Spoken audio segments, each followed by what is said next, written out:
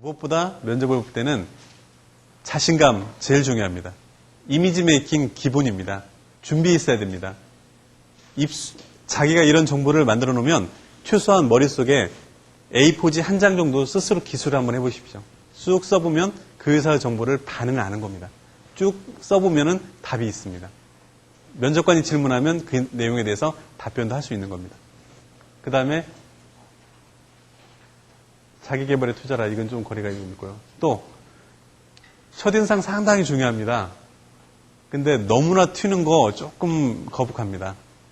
면접관, 본인은 굉장히 말쑥한 옷을 입었는데 왠지 나무옷 같이 보이는 거 또는 빨간 약 마시는 거나 똑같은 느낌 주는 거 피해야 됩니다. 그냥 산뜻하고 깨끗한 이미지를 주지만 너무 튀려고 하는 것보다는 튀는 것은 실력으로 튀시고 자기 이미지 메이킹은 세련됐다. 이런 정도 느낌을 줄 수 있을 정도면 될 겁니다.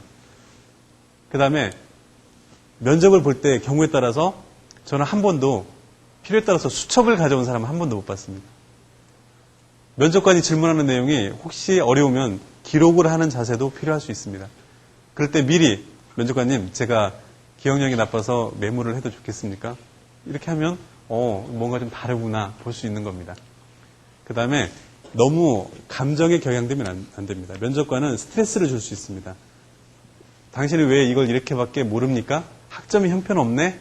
학교 다닐 때 놀았어? 이런 이야기 하는 사람도 요즘은 없겠지만 혹시나마 그런 불쾌한 감정이 있더라도 껄껄껄 웃을 수는 없겠지만 요는 얼굴 빨개져가지고 하시지 마시고 제가 자기 관리를 잘 못했습니다.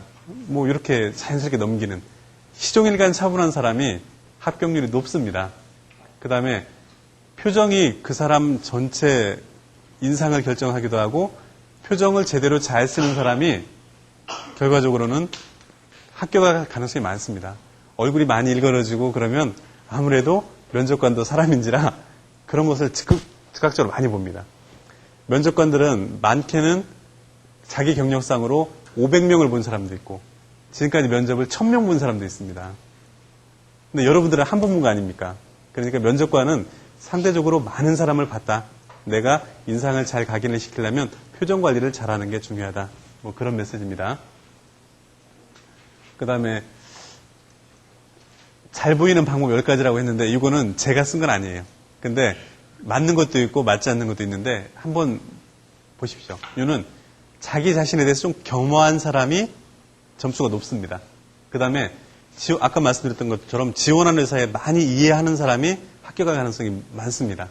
또 연습을 많이 하는 게 필요한데 너무나 연습을 많이 한 표보다도 친구하고 같이 대화하듯이 프리토킹을 좀 하십시오. 자연스럽게. 이런 질문하면 이렇게 대답해야지. 근데 말을 너무나 정확하게 하면 안 됩니다. 모든 답변은 30초가 적당합니다.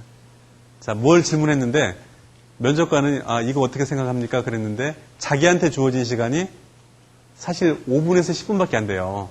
근데 한 가지 질문했는데 답변을 하는데 5분을 썼다. 앞뒤가 맞는지 어쩌는지 생각도 없고 막 계속 이야기를 합니다. 그러면 면접관이 당황스러워요. 이 사람은 어디에서 말을 끊어야 될지. 그러면 그 사람한테는 2번 다시 질문하지 않습니다. 이거는 딱 정해져 있는 순간에 내가 할 이야기가 있으면 딱 30초 정도 압축을 해서 먼저 결론부터 이야기하십시오. 이거에 대해서 어떻게 생각합니까? 저는 그거에 대해서 이렇게 생각합니다. 그 이유는 이러이러한 것 때문에 그렇습니다. 이렇게 말씀을 하시고 왜 그렇게 생각해요? 라고 물어보면 그때 추가적인 답변을 하시면 되는데 처음부터 왜 그 이야기를 해야 되는지를 구구절절하게 한 2, 3분, 4, 5분 해버리면 면접관이 참 막막해요. 이거 어떻게 해야 되나. 그렇습니다. 그래서 너무 길게 이야기하는 거 좋지 않습니다. 그 다음에 단답형 답변보다는 구체적으로 이야기를 풀어나가라. 이 말은 아까 말씀드린 것처럼 아니요라고 이야기하라는 것이 아니고 적정한 스토리를 가지고 이야기를 하시라는 이야기입니다. 20초, 30초 정도의 간단한 스토리를 가지고 이야기를 하시는 게 좋고요. 그 다음에 거짓말 하지 마십시오. 금방 타져나옵니다. 이거는 모르면 모른다라고 이야기하는 게 훨씬 좋다는 이야기입니다. 그 다음에 면접하는 동안에 자꾸 딴 생각을 하시는 분이 있어요. 그 장애 요인이 뭐 핸드폰 이것도 뭐 당연하고 뭐 머리에 막 이렇게 땀도 막 쭉쭉 나고 이게 다 장애 요인입니다. 또 혹시 두세 명 같이 들어갔는데 주변 사람의 어떤 의식적인 행동이 나한테 또 장애 요인도 됩니다. 그런 장애 요인을 잘 차단하는 거. 그러려면 면접관하고의 대화가 중요합니다. 다른 거 보실 필요 없어요. 면접관을 중심으로 보시고요. 그 다음에 아까 말한 대로 후광 효과라는 거 이야기했죠. 내가 자꾸 친밀감을 표시를 해줘야 돼요. 어떤 면접관이든지 나하고 친하게 자꾸 이야기를 하고 싶은 사람을 거절할 사람 별로 없거든요. 자꾸 어떤 친분을 유도를 하는 그런 형태의 마음가짐, 표정이 필요하다는 거고요. 또 무엇보다 중요한 건 상대방 말, 면접관 이야기하는 거 끝까지 경청해야 됩니다. 그 다음에 그룹 디스커션을 할 때도 마찬가지죠. 상대방 이야기했는데 상대의 이야기는 상대의 의견일 뿐입니다.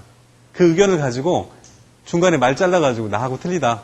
그거 아닌데 하고 중간에 말 자르는 사람은 점수 좋은, 아무리 똑똑해도 점수를 잘 받을 수 없습니다. 이거는 상대의 이야기를 잘 경청하는 것도 포인트다. 면접을 잘 보는 방법, 질문의 요지를 정확하게 파악하는 겁니다.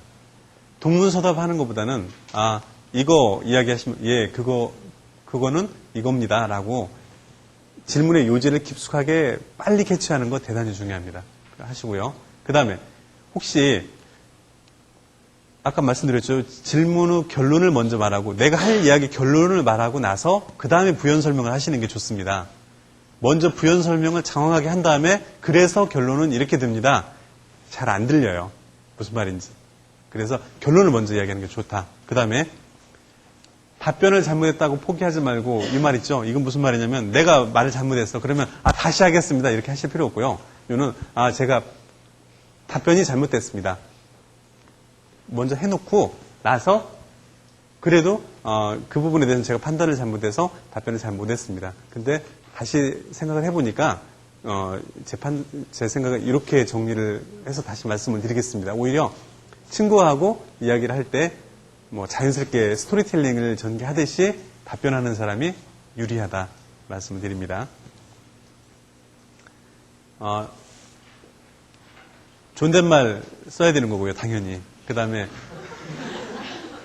어떤 사람은 습관적으로 나는 이렇게 해요. 이런 사람이 있어요. 존댓말이라는 것이 면접관님, 그렇습니다. 이렇게 정중한 극존칭을 쓰라는 이야기가 아니라, 이거는 나는요, 뭐 이런 이야기.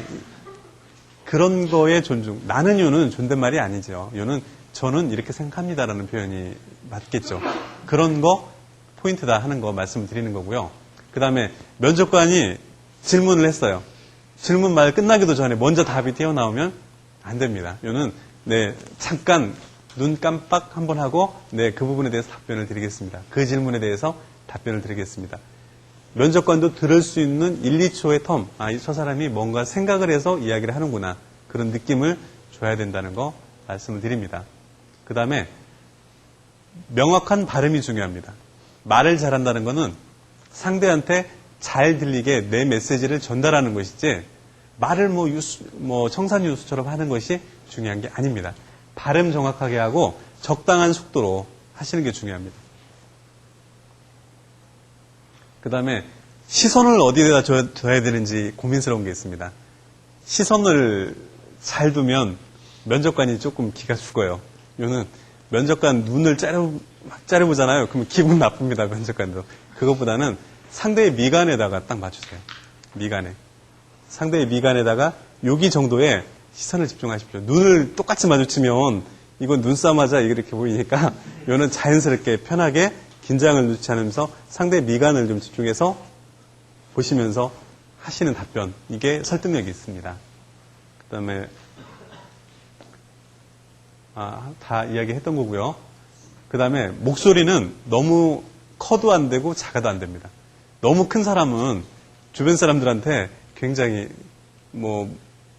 이런 표현 좀 그렇습니다만 무식한 게 용감하다 이렇게 보일 수도 있으니까 표현력은 분명하게 목소리는 적당한 톤으로 분명하게 전달하면 되는 것이지 너무 큰 목소리 안 되고요. 더 나쁜 거는 무슨 말인지 안 들릴 정도의 작은 성량은 연습을 하십시오. 발성법.